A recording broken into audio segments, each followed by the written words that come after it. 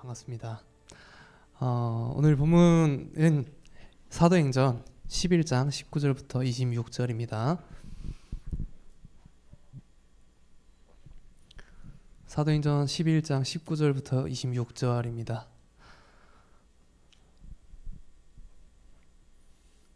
눈치 빠르신 분들은 한 1년 전쯤 본 본문이지만 기분 탓이고요. 다른 포인트로 할 거니까 걱정하지 마십시오. 사도행전 11장 19절부터 26절 우리 교독하겠습니다. 제가 19절 먼저 읽겠습니다. 그때 스데반의 일로 일어난 환란으로 말미암아 흩어진 자들이 베니게와 구브로와 안디옥까지 이르러 유대인에게만 말씀을 전하는데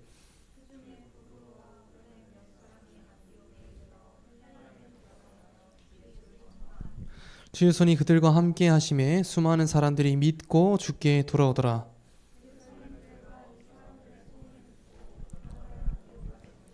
그가 이르러 하나님의 은혜를 보고 기뻐하여 모든 사람에게 굳건한 마음으로 주와 함께 머물러 있으라 권하니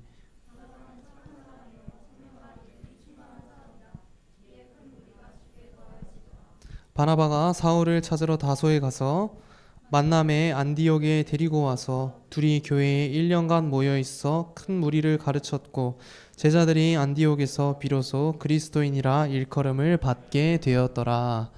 아멘. 여러분 옆에 한번 보면서 인사해 보실까요? 아까 그윽하게 많이 쳐다보시던데. 네, 눈인사로 이렇게 슬쩍슬쩍. 네. 네, 나름 시킨 대로 하시네요. 그래도 우리가 이렇게 옆 사람들을 보면 참 다름을 많이 느껴요, 그죠?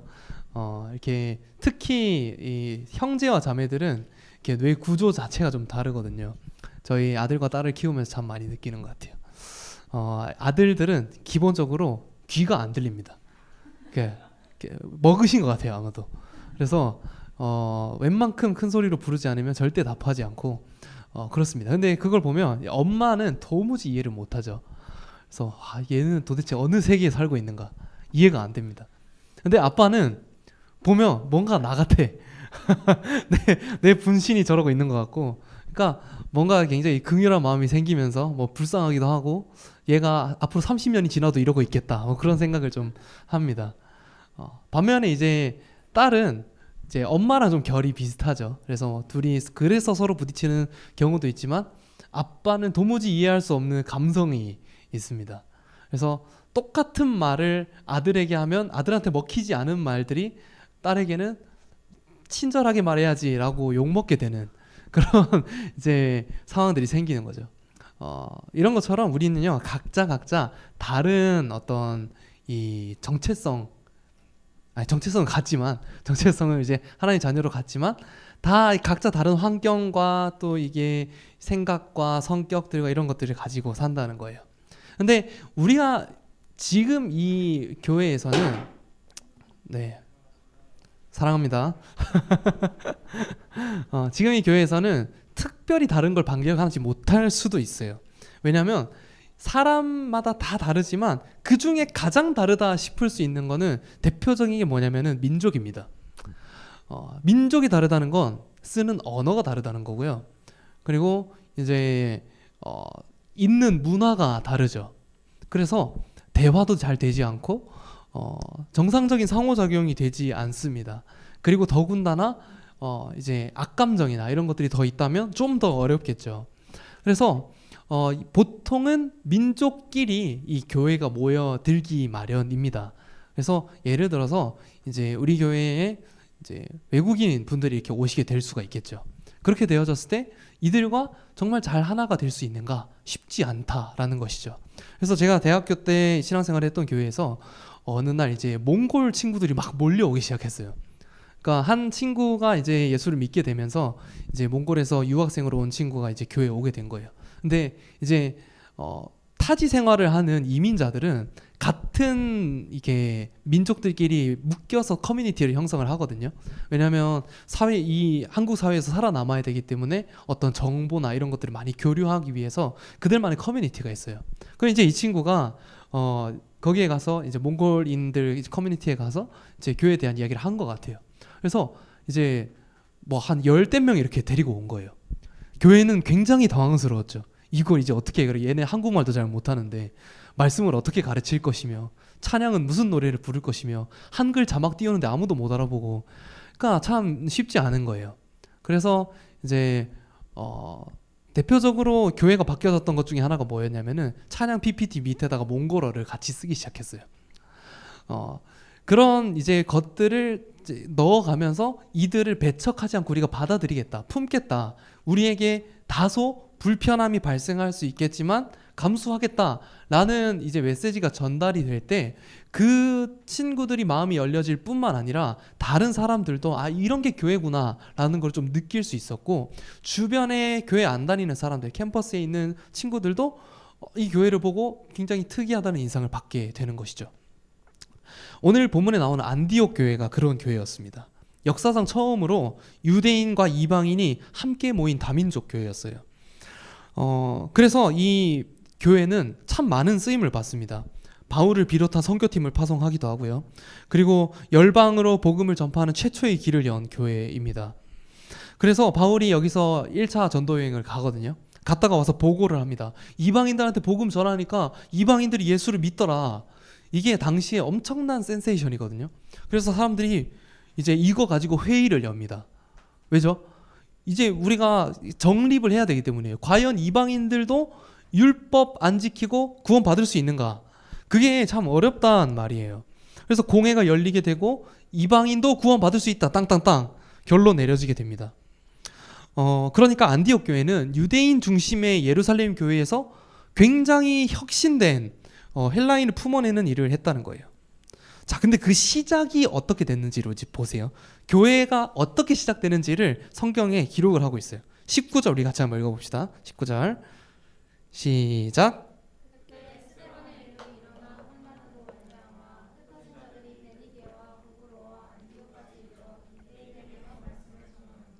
네, 여기에 포인트가 있어요. 뭐냐면 유대인에게만입니다.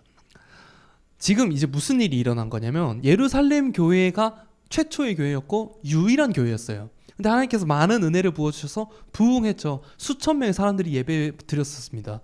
근데 이렇게 모이는데 안디옥 교회의 시작이 예루살렘 교회에서 안디옥에도 교회가 있으면 좋겠다, 개척해야지, 요걸로 시작된 게 아니라는 거예요. 뭐냐면 스데반의 순교 때문에 이 이야기가 시작이 됐다는 거예요. 스데반은 예루살렘 교회 집사였습니다. 복음을 전하다가 돌에 맞아서 죽었어요. 근데 스데반의 죽음은 그냥 개인의 죽음으로 끝나지 않고 지속되는 핍박으로 이어지게 돼요. 그 중에 선두에 선 사람이 누구였냐면 사울입니다.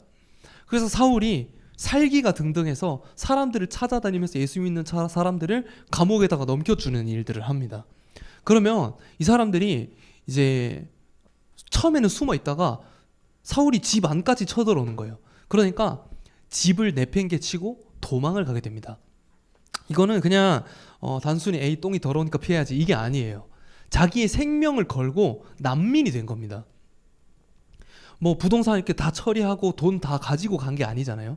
가지고 있던 거 모든 것들, 경작을 지었던 농사지, 뭐 이런 그 친구 관계, 가족 관계 다 내팽개치고 목숨을 걸고 이제 이민을 가게 되는 겁니다. 이민을 간다고 했을 때 보통은 집 다 얻어놓고요. 어떤 직업을 가질지, 어떤 학교를 다닐지 다 등록해놓고 가잖아요, 요즘에는. 근데 그런 거 없습니다. 그냥 아무 계획도 없이 당장 목숨의 위협을 벗어나기 위해서 떠나게 되었다는 거예요. 그래서 이 본래의 주님의 계획이 이루어지는 과정이 보통 우리가 원하지 않는 과정으로 이루어지는 경우들이 이렇게 있다는 거예요. 사도행전 1장 8절 우리 외우시죠?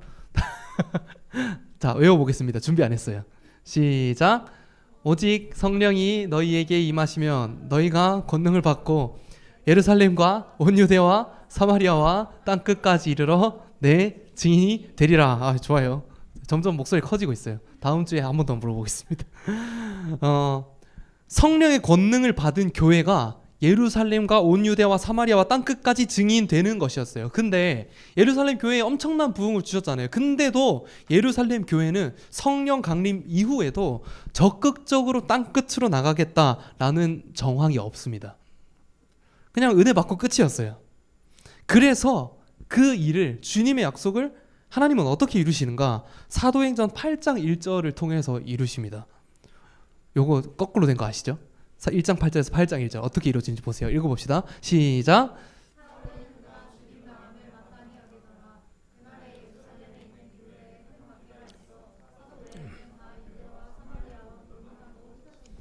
그냥 모든 땅이라고 해도 되는데 누가는 의도적으로 유대와 사마리아 모든 땅이라고 말합니다.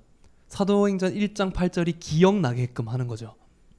그러면 지금 이 상황이 하나님께서 주관하고 계시는 상황인 거고 하나님의 뜻을 이루시는 과정이었다는 거예요.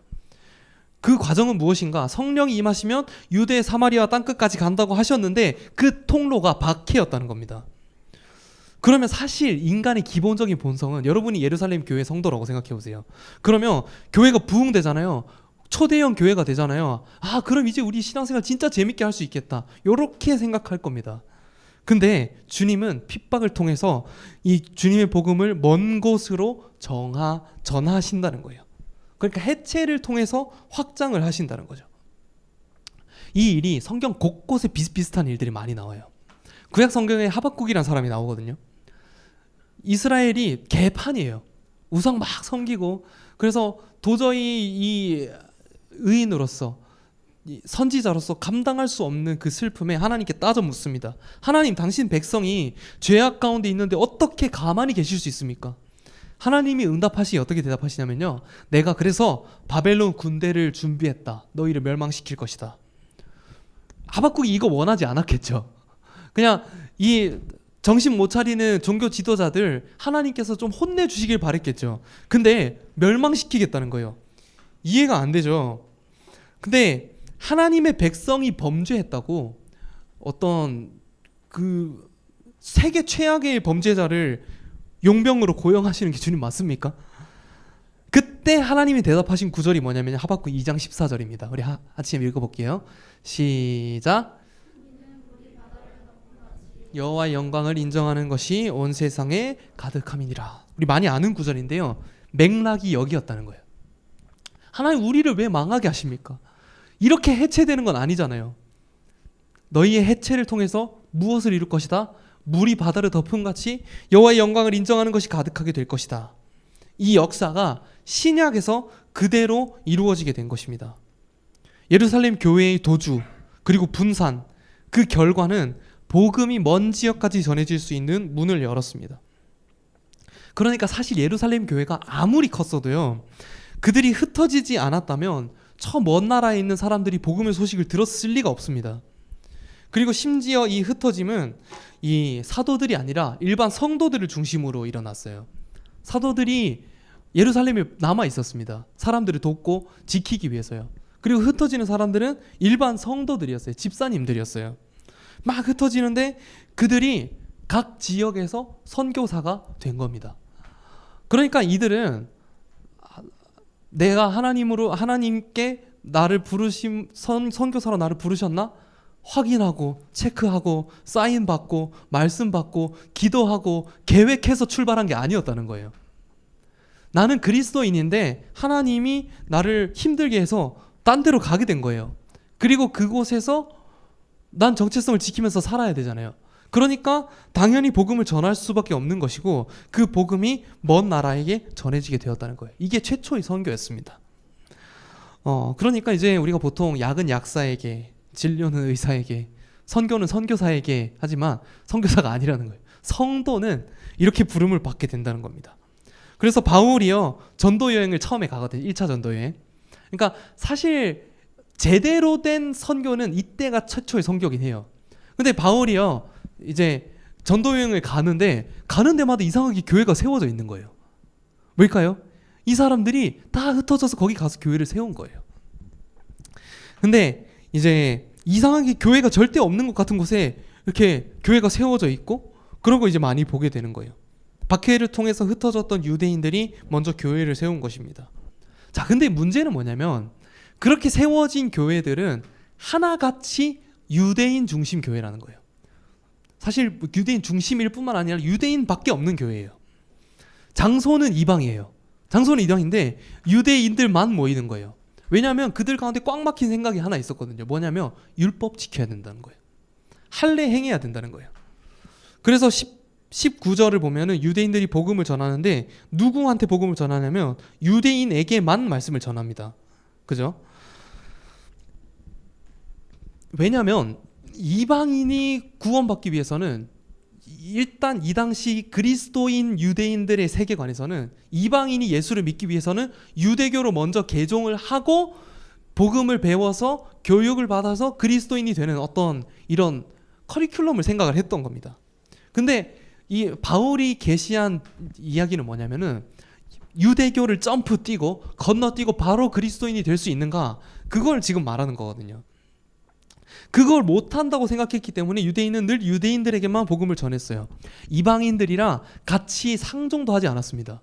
왜냐하면 그들이 이방인과 같이 접촉하면 부정해집니다. 그거 예수 믿는다고 해결된다고 생각하지 않았어요. 근데 이 본문 앞구절에 보면 고넬료 이야기가 나오거든요. 이 부분도 우리가 같이 나눴던 말씀이에요. 주님이 베드로를 이방인인 고넬료에게 보내기 위해서 동일한 환상을 3번이나 보여주십니다. 우리는 요거 보고 좀 답답할 수 있거든요. 아유, 뭐 사도쯤이나 돼가지고 하나님 시키면 시키는 대로 하지. 그럼 뭐 그렇게 고집을 부린다고 3번이나 환상을 보여달래.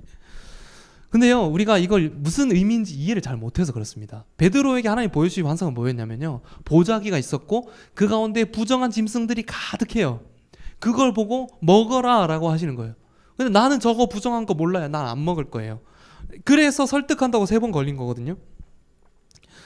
그래서 갔다 온 이후에도 사람들이 묻습니다. 베드로에게, 너 이방인 집에 갔지? 왜냐하면 베드로는 그렇게 가게 됐을 때 사람들에게 그런 취급을 받을 걸 알고 있었어요. 이방인의 집에 간다는 건 유대인들에게 그 정도의 의미입니다.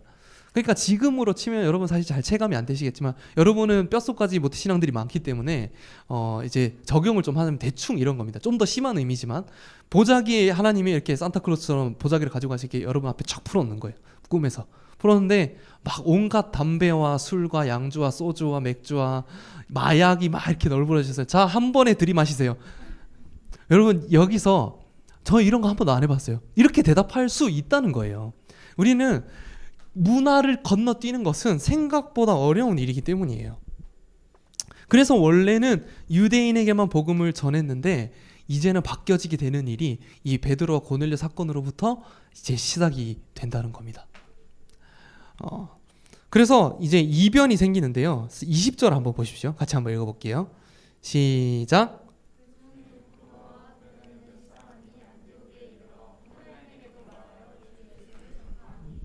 몇 사람이 헬라인에게도 예수를 전파하기 시작합니다. 근데 누가 이 일을 시작하냐면요, 구브로와 구레네 몇 사람이라고 되어 있습니다. 자, 이 사람들 이방인들일까요? 유대인들일까요? 어떻게 생각하세요? 좀 어렵죠. 당시 이방인 그리스도인은 없어요. 그러니까 예수를 전했다는 이 사람들 유대인들인데 출신이 구브로와 구레네에서 온 사람들이라는 거예요. 지금으로 치면 교포라고 생각하면 이해하기 쉽습니다. 한국인인데 미국에서 태어난 거예요. 그런 느낌으로 유대인인데 이방 지역에서 태어난 사람들이 이방인에게도 복음을 전하기 시작했다는 거예요. 왜일까요? 그만큼 토종 유대인들보다는 편견이 적은 거예요. 마음이 좀 열려 있는 거예요. 그래서 헬라인도 똑같은 사람으로 보이니까 그들에게도 복음을 전한 겁니다. 그러니까 이 사람들은 난 헬라인에게만 복음을 전하겠어 이렇게 생각하지 않았다는 거예요. 원래도 유대인에게만 복음을 전했지만 헬라인이 갑자기 불쌍하게 보이는 거예요. 그래서 복음을 전하게 되는데 이들은 이제 유대 문화보다 헬라 문화가 익숙하니까 그렇게 이제 복음을 전합니다. 몇 사람이었죠. 작은 일의 시작이었어요. 근데 그때 어떤 일이 생기냐. 21절 보십시오. 같이 읽겠습니다. 시작. 수많은 사람들이 믿고 주께 돌아오더라. 아멘. 주의 손이 그들과 함께 하셨다. 굉장히 은유한 직접적인 표현이거든요. 하나님이 직접 개입하시지 않고서는 일어날 수 없는 일이 일어난 겁니다.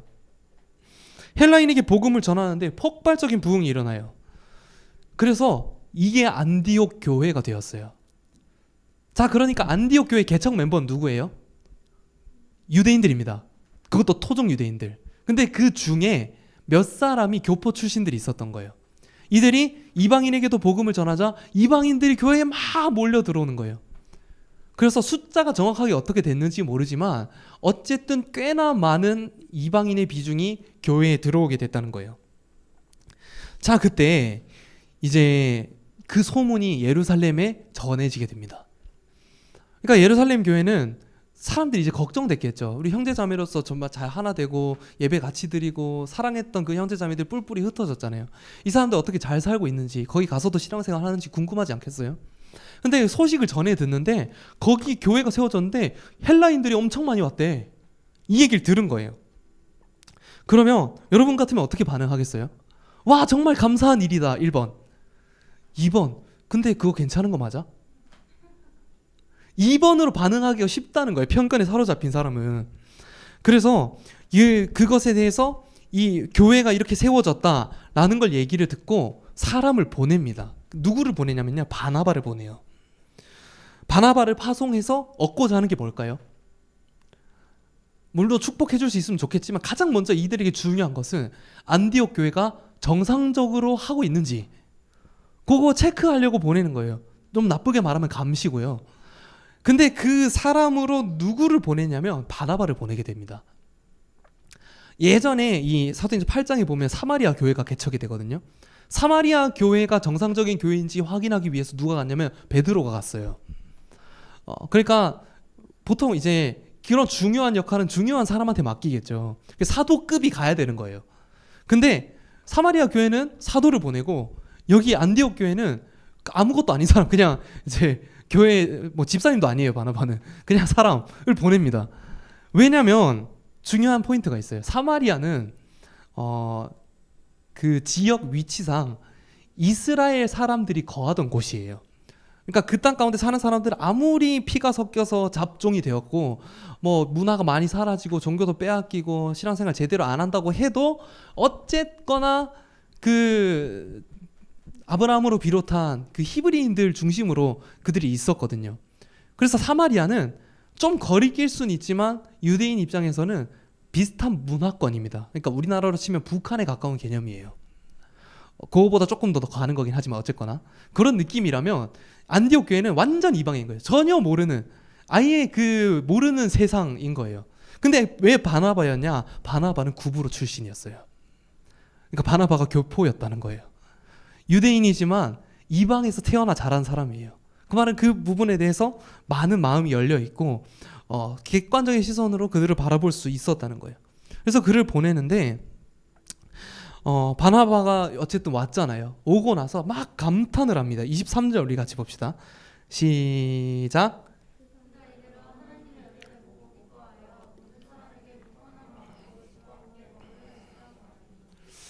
그러니까 보고 와 진짜 너무 감사하다. 눈으로 보니까 더 감격스러운 거예요. 만약에 바나바가 성골 유대인이었잖아요. 그러면 가기 전부터 체크리스트 만들어서 갑니다. 이거 똑바로 하는지 안 하는지 보자. 가서 체크합니다. 이거 똑바로 하네 안 하네. 체크해서 여기는 교회로서 합격 불합격. 이거 얘기할 수 있다는 거예요. 근데 바나바는 그거 하려고 간 게 아니에요. 너무 심한 비약이라고 생각하시나요? 여러분이 당장 우리 교회를 대표해서 선교지에 있는 교회로 파송받았다면 그렇게 반응하실 수 있을 거예요. 실제로 저희 처남은 에티오피아에 가 있거든요. 그래서 거기서 놀라운 교회의 많은 문화들을 경험을 하고 저한테 와서 묻더라고요. 그게 맞냐고. 저희 처남은 예수님 잘 몰라요. 믿기는 하는데 그 썬데이 크리스천을 평생 살았거든요. 근데 이제 심지어 대학교 때는 이제 열심히 노느라 교회도 안 다니고 막 그랬었어요. 근데 이제 에티오피아에 가서 교회를 갔는데 여기가 내가 알던 교회랑 너무 다르다는 거예요. 그래? 뭐가 어떤데? 일단 예배 시간이 없대요. 예배 시간이 안 정해져 있고 주일 내내 예배 시간인 거예요. 그래서 자기가 가고 싶을 때 그냥 간대요. 그러면 예배를 이전부터 한참 드리고 있고 예배를 드리다가 그냥 자기가 가고 싶을 때 집에 간다고 하더라고요. 아 그래? 그럼 예배 때 뭘 하냐? 춤추고 노래 부르기만 한대요. 설교가 없답니다. 여러분은 이런 교회를 보고 너무 감사하다 판단하실 수 있으시겠어요? 쉽지 않다는 거예요. 그만큼 문화를 건너뛰는 것은 어렵습니다. 사도신경도 안 하고 막 밤 11시에 예배 드리고 막 찬양하는데 피아노 반주도 없이 그냥 무반주로 몸으로 박자 치면서 노래 부르고 막 절기가 없어요. 부활절도 없고 그런 사람들을 봤을 때 우리의 선입견이 작동할 수밖에 없다는 거예요. 근데 바나바는요, 하나님의 은혜에 집중했어요. 그들이 구원받아서 하나님 앞에 서는구나. 그리고 그들을 격려합니다. 굳건한 마음으로 주와 함께 머물러 있으라. 머물러 있으라. 그 말을 한 이유에 대해서 24절에 이렇게 말합니다. 바나바는 착한 사람이요 성령과 믿음이 충만한 사람이라. 성령과 믿음이 충만한 사람은 어떤 사람인가? 은혜를 발견할 수 있는 사람입니다. 하나님께서 우리 가운데 행하시는 일 가운데, 하나님 우리에게 보여주시는 일들 가운데 하나님의 일들을 발견하는 겁니다. 아, 하나님이 일을 하셨군요. 그리고 거기서 머무르지 않습니다. 바나바는요, 그 기쁨에 머물러 있지 않고 그들을 가르칩니다. 제가 아까 말씀드렸던 그 에티오피아 예시를 통해서 저래도 괜찮다는 건가 그렇게 생각하진 않아요. 저는 변화가 되어야 한다고 생각합니다. 선교는 하나님의 나라가 그곳에 들어가서 현지화가 됩니다. 먼저. 그래서 그 땅에 맞추는 방식으로 예배든 시스템이든 어떻게 다 맞춰지게 되는데 그걸로 끝나면 안 되는 거예요. 결국에는 우리는 복음을 전하고 제자 삼아야 되지만 두 번째로 할 일이 있어요. 너희에게 분부한 것을 가르쳐 지키게 해야 되는 거예요. 그러니까 그들의 문화를 바꿔야 하는 부분들이 있다는 겁니다. 그래서 바나바는요, 진짜 너무 잘했다, 너무 감사하다. 근데 여기 담임 목사님이 필요하다. 놀랍게도 안디옥 교회는 담임 목사가 없었습니다. 근데 놀라운 부흥이 일어나고 있었어요.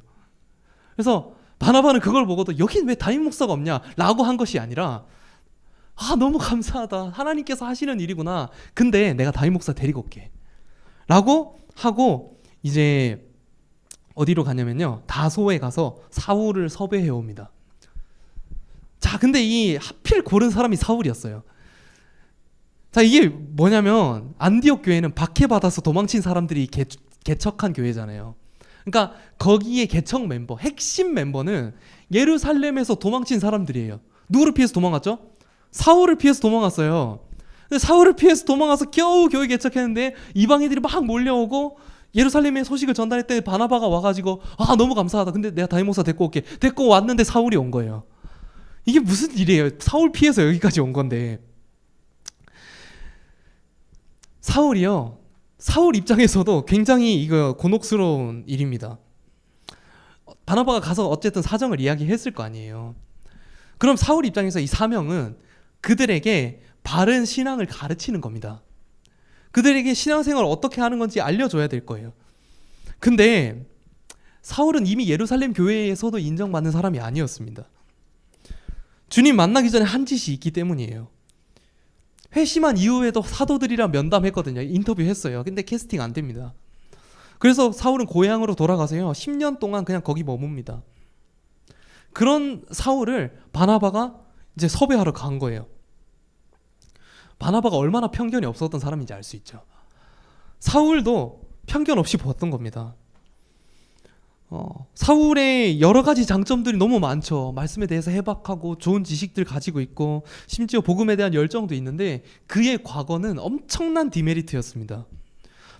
사울 입장에서도 좀 그렇잖아요. 내 흑역사 다 알고 있는 사람들 앞에 설교를 해야 돼요. 이거 얼마나 쉽지 않은 일입니까? 그것도 그냥 지식으로만 알고 있었던 게 아니에요. 그 사람들은 사울의 흑역사를 눈으로 봤던 사람들입니다. 그리고 어떤 분들은 사울에게서 실제로 멱살을 잡혀서 감옥에 들어간 사람도 있을 수도 있고요. 성경에 보면 살기가 등등했다고 나와요. 사울이요, 막 살기가 등등해서 씩씩거리면서 사람들 찾아다니는 거를, 그 눈빛을 사람들이 다 봤다는 거예요. 사울의 박해를 피해서 안디옥까지 피난 간 사람들, 이거 거리가 500km입니다. 그 거리를 걸어서 이동했어요. 그 난민들이 완전히 새로운 땅에 가서 겨우 자리 잡고 교회를 세웠는데 우리를 핍박했던 박해자가 또 오는 거예요. 이게 얼마나 분위기가 싸했을까요? 저는 좀 말씀 준비한 상상을 해봤거든요. 자, 우리 교회 새로운 담임 목사님 모시겠습니다. 자, 박수 했는데 사울이 짠 나오는 거예요. 사람들 꿈꾸는 줄 알았을 것 같아요. 이 모든 일의 원흉, 이게 모든 거의 약간 사탄의 하수인처럼 봤을 겁니다.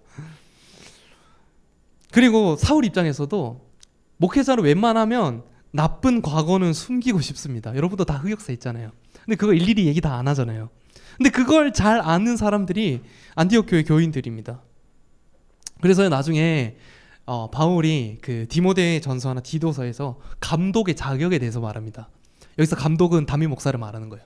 감독의 자격이 뭐냐? 구타하지 않아야 된다. 근데 본인은 구타했어요. 이게 얼마나 쉽지 않은 거예요. 이런 어려움들이 많았는데 놀랍게도 이게 놀라운 지점입니다. 안디옥 교회가 사울을 받아들였다는 거예요. 그리고 사울도 그들을 가르쳤다는 거예요. 그리고 1년 뒤에 어떤 일이 생기는지 아세요? 26절 우리 같이 읽어보겠습니다. 26절 시작.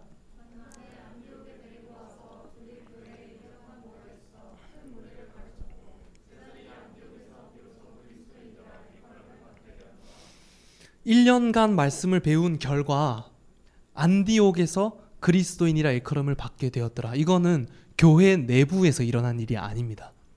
안디옥이라는 도시 전체에서 일어난 일이에요.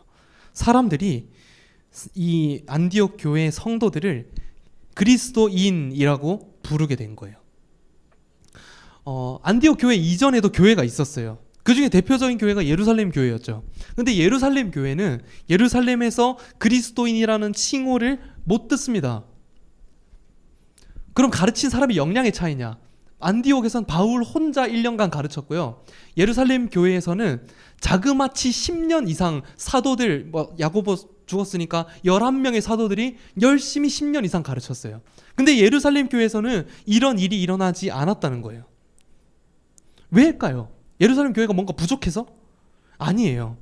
왜냐하면 안디옥 사람들 입장에서 그리스도인은 뭔가 구분할 필요가 있다고 느꼈기 때문입니다. 왜 구별할 필요가 있었을까요? 우리 보통 무엇과 무엇을 구분합니까? 대표적으로 전 생각나는 게 있더라고요. 버섯과 독버섯을 구분하잖아요. 왜 구분해야 되죠? 잘못 먹으면 뭔가 문제가 생기니까 그렇잖아요.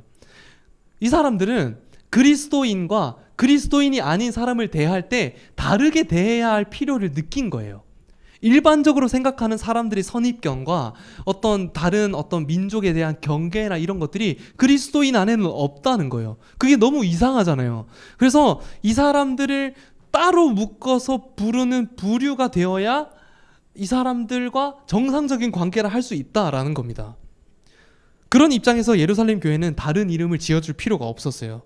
왜냐하면 외부인 입장에서 예루살렘 교회의 구성원은 다 유대인들입니다. 유대인들이 모여서 성경 보고 예배드리고, 겉으로 봤을 때 뭐예요? 그냥 유대교입니다. 유대교인데 그냥 한 분파처럼 보이는 거예요. 그래서 예루살렘 사람들은 이 예루살렘 교회를 나사렛 이단이라고 불렀습니다. 유대교를 믿는데 뭔가 사람도 같이 믿네, 이상한 애들이네, 이렇게 판단을 한 거죠. 근데 안디옥은 달랐어요. 안디옥은 이방인 중심의 교회고 그곳에 유대인들이 섞여 들어간 거예요. 그러면 정상적인 상황이라면 유대인들은 유대인들끼리 모여서 살고 안디옥 사람들은 그들을 어떻게 약간 배척하는 식으로 사회가 이루어져야 되는데 이상하게 그 교집합인 부류가 있었다는 거예요. 그게 그리스도인들이었습니다. 유대인과 이방인과 섞이는 자들이 있더라. 기본적으로 유대인은 이방인과 겸상하지 않았거든요. 그래서 이방인 입장에서 우리 이방인인데 유대인 너네들 같이 놀래? 하는 게 굉장한 신뢰였어요. 근데 그리스도인한테는 이런 배려 안 해도 된다고요. 그래서 구분을 해야 되는 겁니다. 쓰는 언어와 문화가 다른데 이상하게 같이 밥 먹고요, 형제자매라고 부르고요, 예배 드리는 모습을 보여드린 겁니다. 그럼 외부인 입장에서 당연히 판단할 수 있는 거예요. 쟤네 유대인 아닌데? 누구지? 쟤네가 맨날 하는 말이 그리스도니까 그리스도인이라고 하자. 그래서 한국에서는 유사어구로 예수쟁이라는 말이 있어요. 맨날 예수 하니까 예수쟁이라고 부르는 거예요. 그렇기 때문에 함께 할 수 없는 사람들이 함께 하는구나. 그러자 놀라운 부흥이 안디옥에서 일어나게 됩니다. 요한복음 13장 35절 우리 같이 읽어보겠습니다. 시작.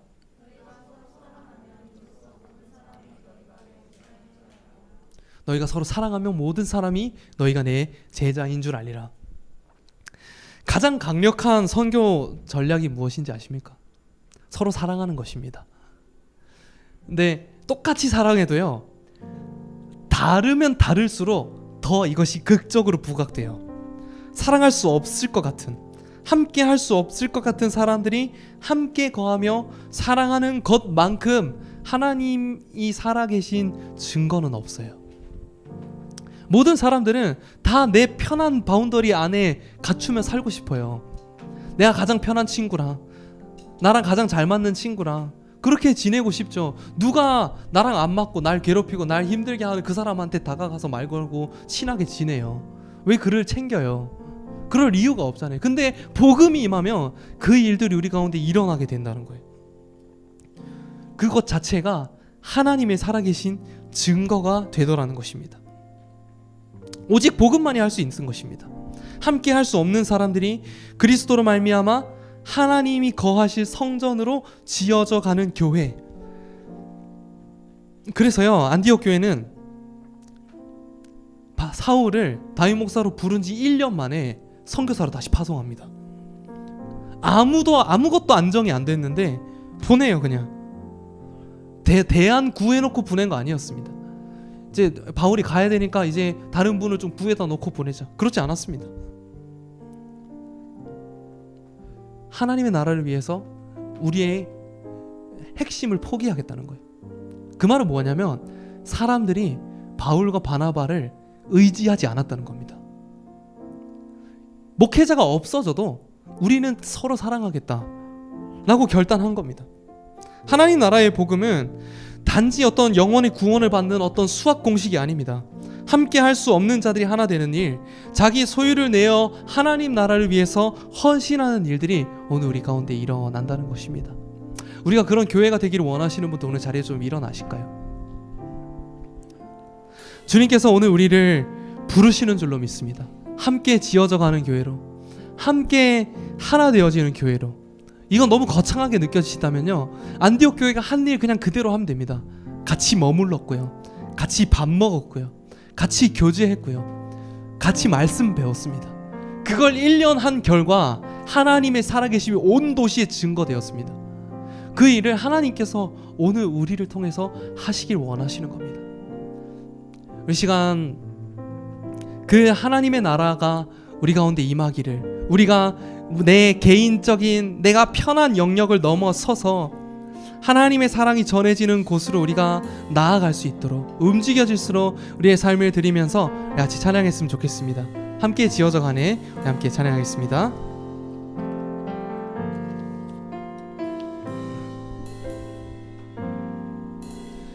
우리는 하나님의 자녀,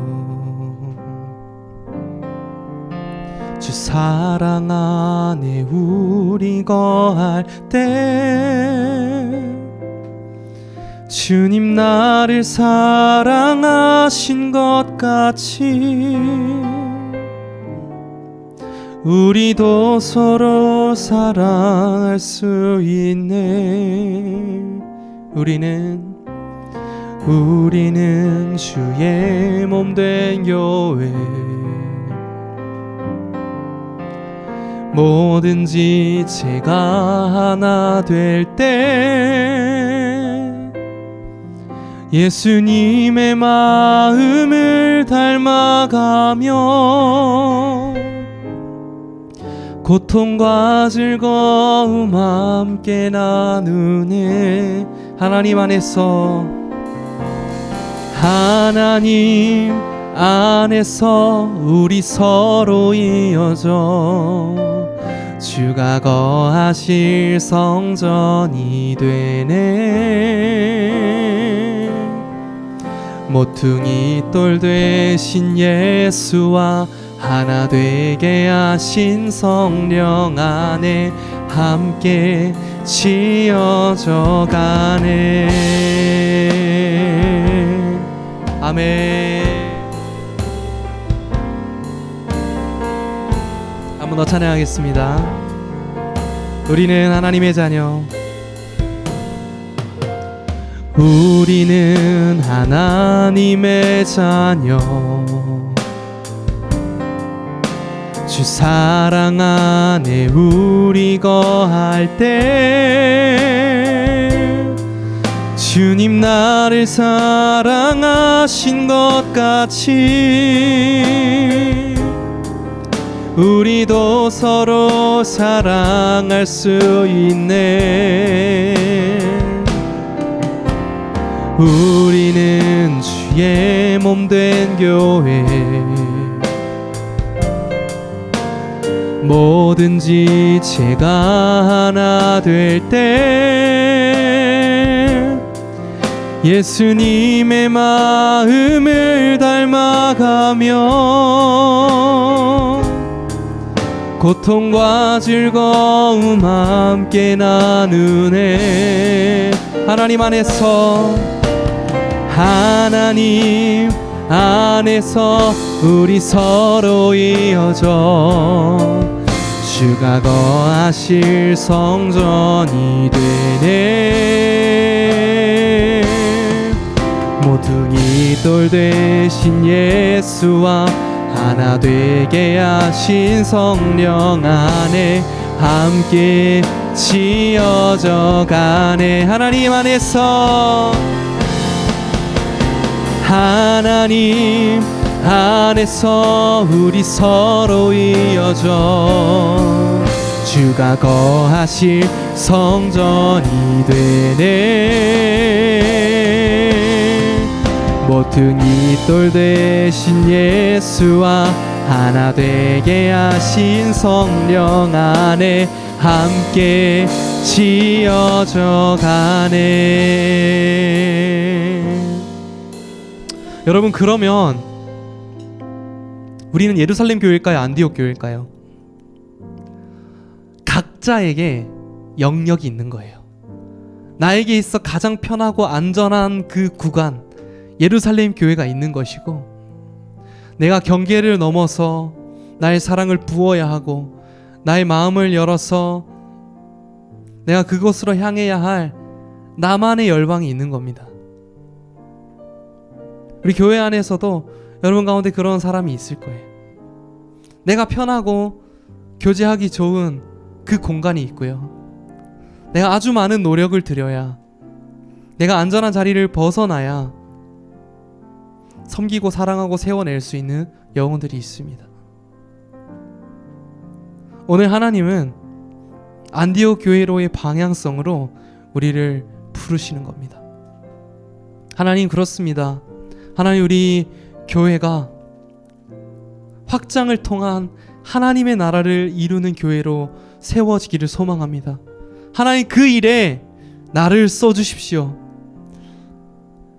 내가 편하고 사랑하고 좋아하는 사람들 위주로 하나 되는 것이 아니라 하나님의 마음이 있는 곳, 주의 손이 함께 하시는 사역 가운데 아버지, 우리가 마음을 쏟고 우리의 몸을 드리고 우리가 나아가는 모든 방향성이 그곳을 향해서 이어지게 하여 주시옵소서.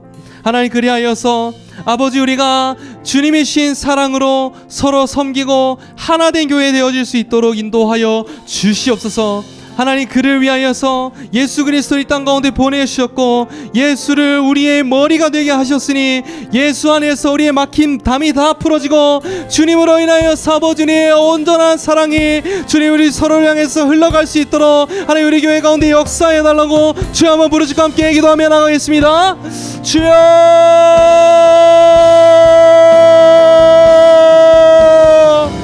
주의 사랑을 흘려보내는 자, 안주해 있지 않고 바깥으로 움직이는 자로 하나님 우리를 세워주시옵소서. 성령으로 우리를 사로잡아 주사 주님 부르시는 것으로 우리의 발걸음이 움직여지기를 원합니다.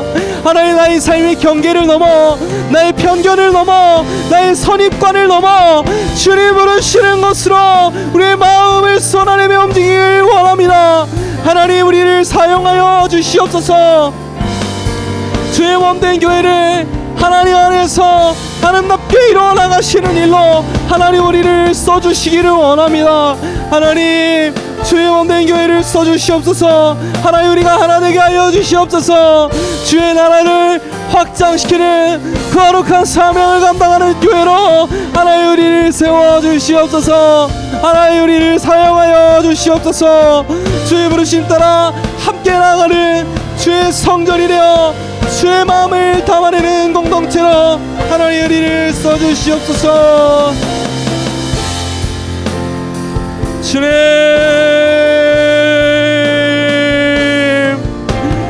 우리가 한 사람 한 사람이 그 경계들을 깨나가길 원합니다. 하나님의 사랑을 말이 아니라 행함과 진실함으로 나타내며 주의 마음에 합한 자로 우리 한 사람 한 사람이 세워지길 원합니다. 하나님, 우리 은혜감 이름을 붙들어 주시고 하나님, 우리를 사용하여 주시는 주님 앞에 우리의 마음들을 드릴 수 있도록 주님 역사하여 주시옵소서. 주님, 하나님 행하신 일을 환영합니다. 주님 감사합니다. 주의 이름을 찬양합니다. 하나님 역사하여 주시옵소서. 주님 감사합니다. 온전히 영광 받으실 주의 이름을 바라봅니다. 하나님, 우리 통할 수 있는 생각해 주시옵소서. 또한 우리 교회 바깥에도 적용할 점이 있습니다. 이 시대는 나라와 나라 간의 경계가 많이 허물어지고 있습니다. 우리가 여러분들 가운데서는 굳이 해외로 나가지 않고 싶다는 생각이신 분도 많을 겁니다. 근데 우리가 안 나가도요, 한국 사회는 다민족 사회가 되고 있습니다. 2025년 기준 한국에 체류하는 외국인은 278만 명입니다.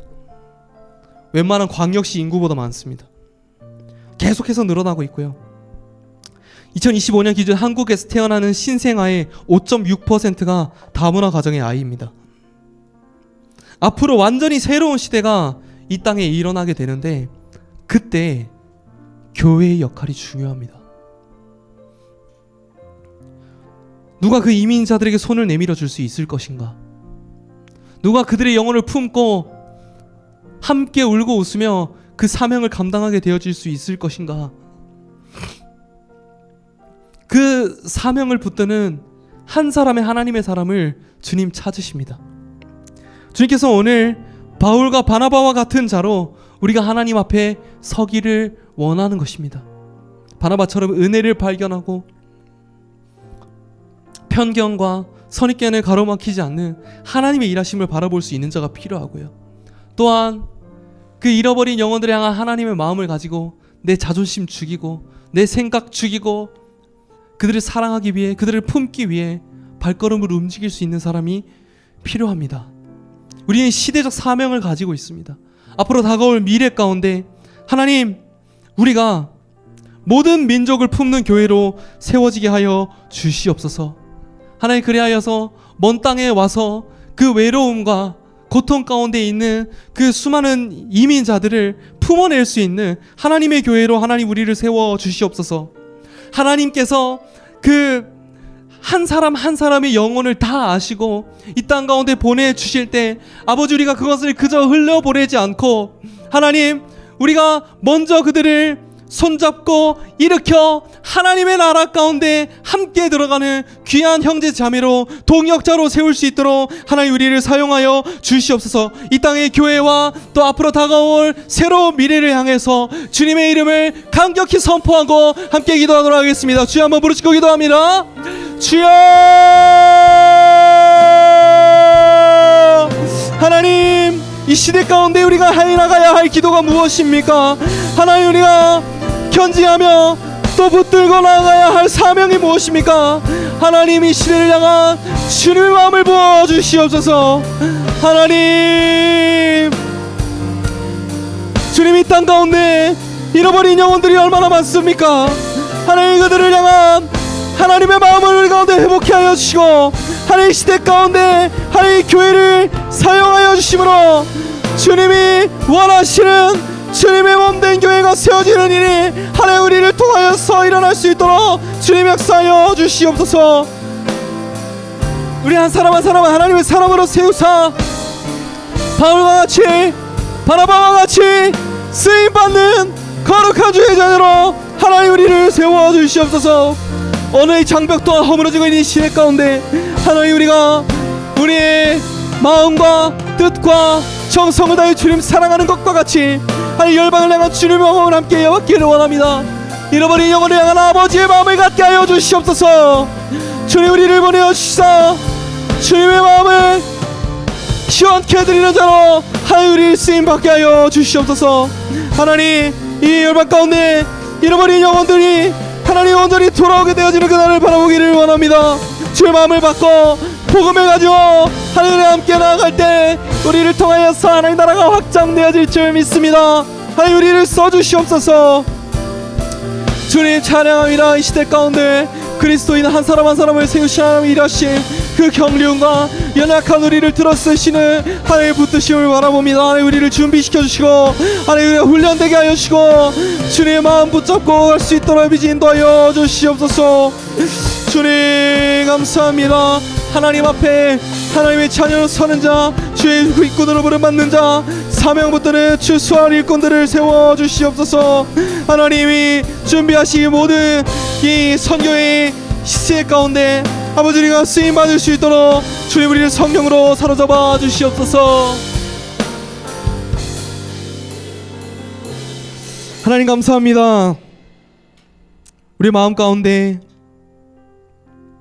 주님 온전히 주인 되신다면 주님의 마음이 있는 곳에 우리의 마음이 가야 할 줄로 믿습니다. 하나님 그러나 우리는 우리의 육신이 편한 곳으로, 우리가 가장 안전하다고 느끼는 곳으로, 우리가 가장 친하고 편한 내 경계 안에 사람들과 하나 되었다고, 진짜 하나 된 것이라고 착각하고 살았습니다.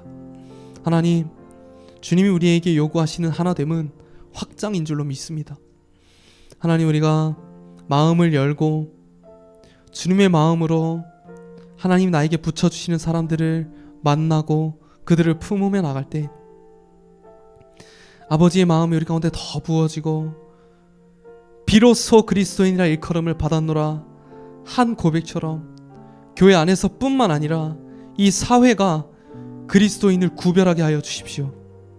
그래서 하나님이 얼마나 아름답고 존귀한 분인지 우리만 아는 것이 아니라 이 땅의 사회와 열방에 이르는 영혼들까지 하나님을 알도록 하나님 우리를 써주십시오. 일어나 빛을 발하는 주의 자녀가 되어 사망의 어두운 곳에 있는 그들을 이끌어내어 생명 있는 자로 하나님의 아름다운 빛을 비추는 자로 세우길 원하시는 그 하나님의 부르심 앞에 쓰임받는 하나님 주의 몸된 교회 될 수 있도록 아버지 역사하여 주시옵소서. 그를 위하여 우리 한 사람 한 사람을 준비하시고 변화시키시고 인도하시고 계신 그 주님의 일하심을 찬양합니다. 우리의 눈에는 아직 연약하지만 하나님 우리가 경계를 넘으며 나갈 때 온전한 하나님의 나라가 하나님 우리의 모든 삶의 영역 가운데 이루어질 것을 믿으며 주님께 우리의 모든 삶과 또 열방을 맡겨드립니다. 온 땅과 만물의 주관자 되신 장차 다시 오실 우리 구주 예수 그리스도 이름으로 함께 기도합니다. 아멘. 주기도문 예배 마치겠습니다. 하늘에 계신 우리 아버지여, 이름이 거룩히 여김을 받으시오며 나라가 임하옵시오며 뜻이 하늘에서 이루어진 것 같이 땅에서도 이루어지다. 오늘 우리에게 일용할 양식을 주시옵고 우리가 우리에게 죄 지은 자를 사하여 준 것 같이 우리 죄를 사하여 주시옵고 우리를 시험에 들게 하지 마시옵고 다만 악에서 구하시옵소서. 나라와 권세와 영광이 아버지께 영원히 있사옵나이다. 아멘.